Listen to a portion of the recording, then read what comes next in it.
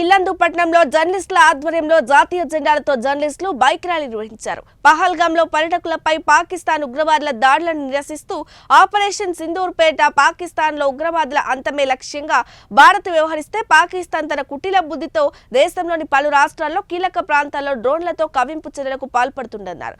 పాకిస్తాన్ తీరును నిరసిస్తూ నినాదాలు చేస్తూ పట్టణంలో నిరసన ప్రదర్శన నిర్వహించారు.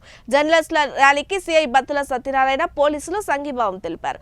పాకిస్తాన్ ఉగ్రదాడిలో అమరులైన భారత జవాన్లకు మృతుల ఆత్మకు శాంతి కలగాలంటూ నినాదాలు చేశారు. పాకిస్తాన్ కుట్రతీరును ప్రపంచ దేశాలు గుర్తించాలన్నారు.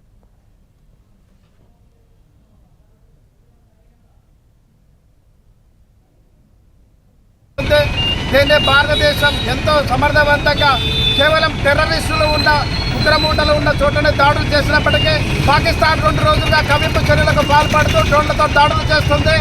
పాకిస్తాన్ కనుక ఈ విధంగా వ్యవహరిస్తే భారత్ తీసుకునే నిర్ణయాలకి నిమిషాల్లోనే పాకిస్తాన్ వ్యవస్థ మొత్తం కుప్పకూలిపోతుంది. ఇప్పటికైనా పాకిస్తాన్ భారతదేశంపై ఎటువంటి దాడులు లేకుండా తమ బుద్ధి తెచ్చుకొని టెర్రరిస్టులను అంతం చేసే విధంగా వ్యవహరించాలి. తన స్వదేశంలోనే టెర్రరిస్టులు ప్రోత్సహిస్తూ ఎప్పటికీ భారతదేశాన్ని కవింపు చర్యలతో పాల్పడుతున్న పాకిస్తాన్ ఉగ్రవాద ముఖాలను నశించాలి. ఖబర్దార్ ఖబర్దార్. గత నెల చివరి వారంలో పహల్గాంలో 28 మందిని పాక్ ప్రేరేపిత ఉగ్రవాద సంస్థలు మట్టుపెట్టాయి. దానికి ప్రతీకారంగా నుదుటి మీద నెత్తుటి తులకము ఆరకముందే, కాళ్ళ పారాన్ని ఆరకముందే ఒక నవ వధువు అక్కడ విలవిలలాడిన సంఘటన దేశం యావత్తు చలించింది. దీని నుంచి ఉద్భవించింది సింధూర్ అనేటువంటి ఆపరేషన్. పాక్లో ఉన్నటువంటి ఉగ్రవాద మూకలన్నింటినీ దుర్ముఖించడం జరిగింది. ఈ సందర్భంలో పాకిస్తాన్ కవింపు చర్యలకు పాల్పడుతుంది. గత వారం రోజుల నుంచి నిన్న కూడా మన బార్డర్లోకి వచ్చేసి చాలా ప్రయత్నం చేసింది. అయినా మన సమర్థవంతంగా సైన్యం తిట్టుకొట్టింది.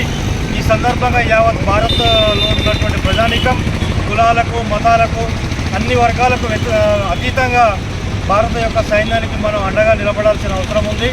ఈ తరుణంలో ప్రజలందరూ ఇంటి నుంచి స్వచ్ఛందంగా కలిసి కదిలి వచ్చి తమ యొక్క సంఘీభావాన్ని ప్రకటించి భారత్కు అండగా నిలవాలని ఈరోజు ఇల్లందులో